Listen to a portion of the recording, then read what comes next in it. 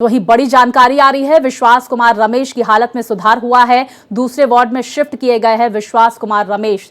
तो विमान हादसे को लेकर बोले विश्वास कुमार रमेश, अचानक हादसा हुआ, कुछ समझ नहीं आया। विश्वास की तरफ से बातें कही गई, पता नहीं चला कि हादसा कैसे हुआ। तो मैं इतने बड़े हादसे में बच गया, मेरी आंखों के सामने सब कुछ घटित हुआ। वो खौफनाक मंजर अभी भी आंखों के सामने आ जाता है। शायद विश्वास कुमार जिंदगी भर वो मंजर ना भूले और उसी मंजर को बयां करती हुई उनकी प्रतिक्रिया भी इस हादसे से संबंधित सामने आई। उन्होंने कहा कि पता ही नहीं चला कि कैसे ये हादसा हुआ। जाहिर तौर पर क्योंकि उस विमान में जो कुछ यात्री जो मौजूद थे, कुछ ही मिनटों में कैसे उनकी पूरी जिंदगी पलट जाएगी और काल के गाल में वो समा जाएंगे, शायद उन्हें इस बात का अंदाजा नहीं था। तो वहीं देखिए ये तस्वीरें सामने निकल कर आए विश्वास कुमार रमेश की, जब उन्हें दूसरे वार्ड में शिफ्ट किया गया, क्योंकि उनकी तरफ से कहा गया था कि उनका हाथ भी इस हादसे में जल गया है, कुछ चोटें आई है और इन्फेक्शन ना हो, इस वजह से उन्हें दूसरे वार्ड में शिफ्ट किया गया।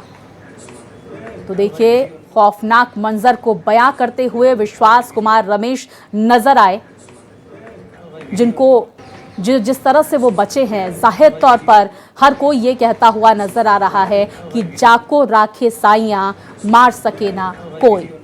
लेकिन देखिए उन लोगों के बारे में भी हम एक बार फिर से बात कर लेते हैं जिन्होंने अपनों को खोया है और वो इस वक्त सिविल अस्पताल के बाहर भी लगातार मौजूद हैं।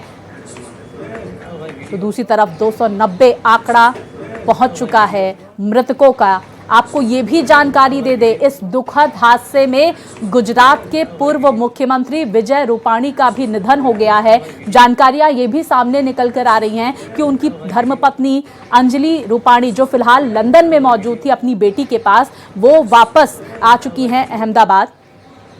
तो इस वक्त उनके परिवार के लिए भी दुखद क्षण इसे कहा जा रहा है, क्योंकि आखिरी उड़ान उनके लिए ये साबित हुई। वो अपनी बेटी से मिलने लंदन जा रहे थे। मेरे सहयोगी अभिषेक हमारे साथ जुड़े हुए हैं लगातार। अभिषेक, मैं आपसे समझने की कोशिश करूंगी, क्योंकि आप सिविल अस्पताल के बाहर हैं, इस वक्त क्या कुछ दर्द वहां पर पीड़ितों का देख रहे हैं। दूसरी तरफ मैंने आपसे ये भी सवाल किया था कि क्या जो डेड बॉडीज हैं वो अब परिजनों को सौंपी जा रही है, इसको लेकर क्या जानकारी आ रही है, क्योंकि लोग जो वहां पर मौजूद थे उनकी तरफ से ये कहना था कि कुछ लोगों को 72 घंटे का इंतजार करने के लिए कहा गया है। देखिए, जिनकी डेड बॉडी आइडेंटिफाई हो चुका उनको सौंपने की प्रक्रिया शुरू हो गई है, लेकिन अधिकतर लोगों को इंतजार करना पड़ेगा। मैं इस समय सिविल अस्पताल के परिसर में हूँ, तस्वीरें दिखा रहा हूँ। चारों तरफ देखिए आदमी दिखाई पड़ रहे हैं, हर तरफ रोने का जो आवाज है वो सुनाई पड़ रहा है, क्योंकि सबको लग रहा है कि एक बड़ा दुखद हादसा इस समय में हुआ है। किसी ने किसी ने बेटा खोया, किसी ने अपनी बेटी खोई। बिल्कुल, देखिए अभिषेक, इस वक्त पीड़ितों का जो दर्द है वो पूरा देश, पूरी दुनिया महसूस कर रही है और लगातार ये तस्वीरें भारत एक्सप्रेस दर्शकों तक पहुंचा रहा है।